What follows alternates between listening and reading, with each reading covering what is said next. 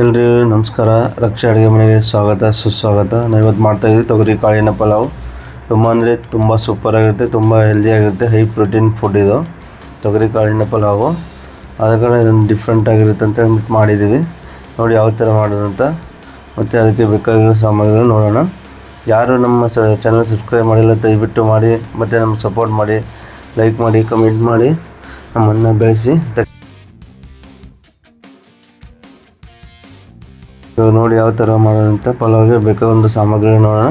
ಫಸ್ಟಿಗೆ ಇಲ್ಲಿ ತೊಗರಿ ಕಾಳು ತೊಗೊಂಡಿದ್ದೀವಿ, ಒಂದು 150 ಗ್ರಾಮಷ್ಟು. ತೊಗರಿ ಸೀಸನ್ ಮುಗಿದೆ ಆದರೂ ನಾವು ತೊಗೊಂಡಿದ್ದೀವಿ. ಮತ್ತು ಬೆಳ್ಳುಳ್ಳಿ, ಮೆಣಸಿನ್ಕಾಯಿ ಮತ್ತು ಶುಂಠಿ ಪೇಸ್ಟ್ ಮಾಡೋದಕ್ಕೆ ಪೇಸ್ಟ್ ಮಾಡ್ಕೋಬೇಕು ರುಬ್ಬಿಟ್ಟು. ಟೊಮೊಟೊ 2 ತೊಗೊಂಡಿದ್ದೀವಿ, ಮತ್ತು ಈರುಳ್ಳಿ 2 ತೊಗೊಂಡಿದ್ದೀವಿ. ಗರಂ ಮಸಾಲೆ ಐಟಮ್ ಅದು ಚಕ್ಕೆ, ಸೋಂಪು, ಮತ್ತು ಎಲೆ, ಪಲಾವ್ ಎಲೆ, ಲವಂಗ, ಸ್ಟಾರ್ ಹೂವು, ಮತ್ತು 3 ಏಲಕ್ಕಿ ತೊಗೊಂಡಿದ್ದೀವಿ. ಕಲ್ಲು ಹೂವು ಸ್ವಲ್ಪ ತೊಗೊಂಡಿದ್ದೀವಿ. ನೀವು ಖಾರ ಕಡಿಮೆ ಬೇಕಂದರೆ ಈ ಗರಂ ಮಸಾಲೆಯಲ್ಲಿ ಅರ್ಧ ಮಾಡ್ಕೋಬೇಕು. ನಾವು ಖಾರ ಜಾಸ್ತಿ ಬೇಕು ಜಾಸ್ತಿ ತೊಗೊಂಡಿದ್ದೀವಿ. 1.5 ಗ್ಲಾಸಿಗೆ ಮಾತ್ರ ಹೇಳ್ತಾ ಇದ್ದೀನಿ ಇಲ್ಲಿ. ಬನ್ನಿ ಮಾಡೋದು ನೋಡೋಣ. ಫಸ್ಟಿಗೆ ಇಲ್ಲಿ ಬಾಣಲಿಯಲ್ಲಿ 3 ರಿಂದ 4 ಟೀ ಸ್ಪೂನಷ್ಟು ಎಣ್ಣೆ ಹಾಕ್ಕೊಂಡಿದ್ದೀನಿ. ಅದಕ್ಕೆ ಇವಾಗ ಗರಂ ಮಸಾಲ ಎಣ್ಣೆ ಕಾದಾದಮೇಲೆ ಗರಂ ಮಸಾಲ ಐಟಮ್ ಹಾಕ್ಕೋತಾ ಇದ್ದೀನಿ. ಸ್ವಲ್ಪ ಫ್ರೈ ಆದಮೇಲೆ ಇದಕ್ಕೆ ಕರಿಬೇವು ಕೂಡ ಹಾಕ್ಕೋತೀವಿ. ಇವಾಗ ಕರಿಬೇವು ಹಾಕ್ಕೊಂಡಿದ್ದೀನಿ.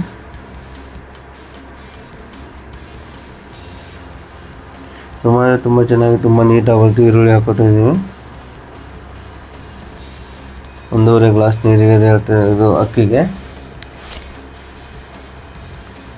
ಚೆನ್ನಾಗಿ ಈರುಳ್ಳಿ ಎಲ್ಲ ಫ್ರೈ ಮಾಡ್ಕೊಂಡ್ಬಿಡೋಣ. ಫ್ರೈ ಮಾಡ್ಕೊಂಡು ಟೊಮೊಟೊ ಹಾಕ್ಕೋಬೇಕು ಇದಕ್ಕೆ. ಟೊಮೊಟೊ ಆದಮೇಲೆ ನಾವು ತೊಗರಿ ಕಾಳು ಕೂಡ ಇದಕ್ಕೆ ಹಾಕ್ಕೋಬೇಕು. ತೊಗರಿ ಕಾಳು ಟೊಮೊಟೊ ಎಲ್ಲ ಹಾಕ್ಕೋಬೇಕು ಇದಕ್ಕೆ. ಸ್ವಲ್ಪ ಬೇಕಾದರೆ ಕಸ್ತೂರಿ ಮೆಂತಿ ಕೂಡ ಹಾಕೊಳ್ಳಿ, ಒಂದು 1/2 ಟೀ ಸ್ಪೂನಷ್ಟು. ಚೆನ್ನಾಗಿ ಟೇಸ್ಟ್ ಬರುತ್ತೀನಿ ನಾವು ಈ ಟೈಮಲ್ಲಿ ಹಾಕೋಬೇಕು ಕಸ್ತೂರಿ ಮೆಂತಿ.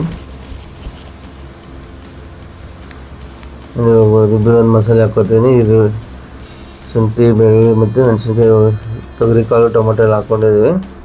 ಸ್ವಲ್ಪ ಚೆನ್ನಾಗಿ ಫ್ರೈ ಮಾಡ್ಕೊಂಡಿದ್ದೀವಿ. ಒಂದು ಸೊಪ್ಪು, ಪಾಲಕ್ ಸೊಪ್ಪು, ಕೊತ್ತಂಬರಿ ಸೊಪ್ಪು, ಸಬ್ಬಕ್ಕಿ ಸೊಪ್ಪು ಮತ್ತು ಮೆಂತ್ಯ ಸೊಪ್ಪು ಸ್ವಲ್ಪ ತೊಗೊಂಡ್ಬಿಟ್ಟು ಹಾಕ್ಕೊಳ್ತಿದ್ದೀನಿ. ಇವಾಗ ಇದು ಕಲರ್ ಕೂಡ ಬರುತ್ತೆ ಮತ್ತು ತುಂಬ ಟೇಸ್ಟಿ ಕೂಡ ಆಗಿರುತ್ತೆ ಈ ಥರ ಸೊಪ್ಪೆಲ್ಲ ಹಾಕೋದ್ರಿಂದ.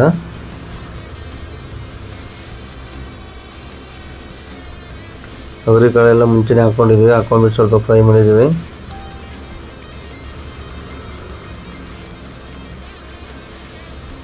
ಇನ್ನೂ ಸ್ವಲ್ಪ ಎಲ್ಲ ಸೊಪ್ಪೆಲ್ಲ ಇದು ಮಾಡ್ಕೊಂಡ್ಬಿಡೋಣ.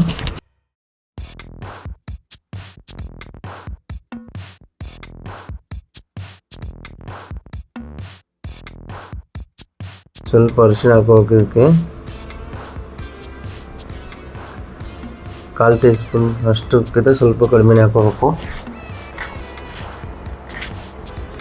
ಅರಿಶಿಣ ಹಾಕ್ಕೊಂಡಿದ್ದೀವಿ. ಚೆನ್ನಾಗಿ ಫ್ರೈ ಮಾಡ್ಕೋಬೇಕು ಇದೆಲ್ಲ.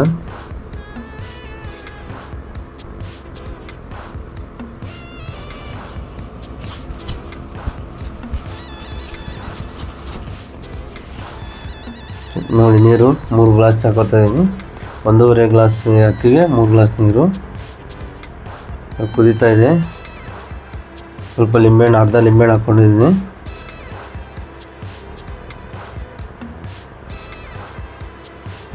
ಹಾಕ್ಕೊಂಡಿದ್ದೀನಿ. ಮತ್ತು ಉಪ್ಪು ಬಂದು ಕಲ್ಲುಪ್ಪು 1 ಟೀ ಸ್ಪೂನ್ ಸಾಕು. ಬೇಕಾದ್ರೆ ರುಚಿ ನೋಡಿಬಿಟ್ಟು ಜಾಸ್ತಿ ಕೂಡ ಮಾಡ್ಬೋದು, ಕಡಿಮೆ ಕೂಡ ಮಾಡ್ಬೋದು. ನಾವು 1 ಟೀ ಸ್ಪೂನ್ ಯೂಸ್ ಮಾಡಿದ್ದೀವಿ. ನಾವು ಅಕ್ಕಿನ ಇಲ್ಲಿ ಒಗ್ಗರಣೆ ಹಾಕೋಕ್ಕಿಂತ ಮುಂಚೆನೇ ನಾವು ಒಂದು ಅರ್ಧ ಗಂಟೆ ನೆನೆಕಿಟ್ಟಿದ್ದೀವಿ.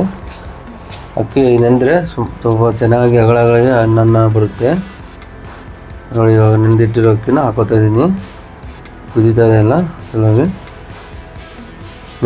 ಅಕ್ಕಿ ನೆನೆಸಿದ್ರೆ ತೊಳೆದ್ಬಿಟ್ಟು ತುಂಬ ಚೆನ್ನಾಗಿ ಅಗಳಗಳಿಗೆ ಬರುತ್ತೆ ಅನ್ನ. ಇದು ಆಗೋಲ್ಲ, ಮತ್ತು ಮುದ್ದೆ ಕೂಡ ಆಗೋಲ್ಲ. ಆದ ಕಾರಣ ಮುಂಚೆನೇ ತೊಳೆದ್ಬಿಟ್ಟು ನೆನೆಯಿಟ್ಕೋಬೇಕು ಅಕ್ಕಿನ. ಯಾವುದೇ ಥರ ರೈಸ್ ಮಾಡಿದ್ರು ಕೂಡ ಅಕ್ಕಿ ಹಾಕೋತಾ ಇದ್ದೀನಿ.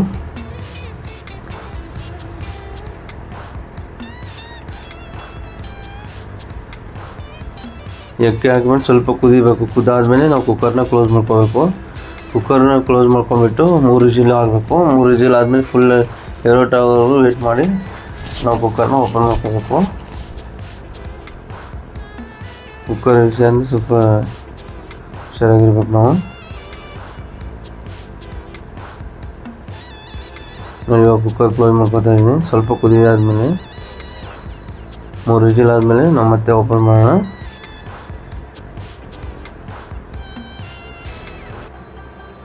ನೋಡಿ, ವಿಜಿಲ್ ಆದ್ಮೇಲೆ ಓಪನ್ ಮಾಡಿ ಯಾವ ಥರ ಬಂದಿದೆ ತೊಗರಿ ಕಾಳಿನ ಪಲಾವು. ತುಂಬ ಅಂದರೆ ತುಂಬ ಸೂಪರ್, ತುಂಬ ಅಗಳಾಗಿ ತುಂಬ ನೀಟಾಗಿ ಬಂದಿದೆ.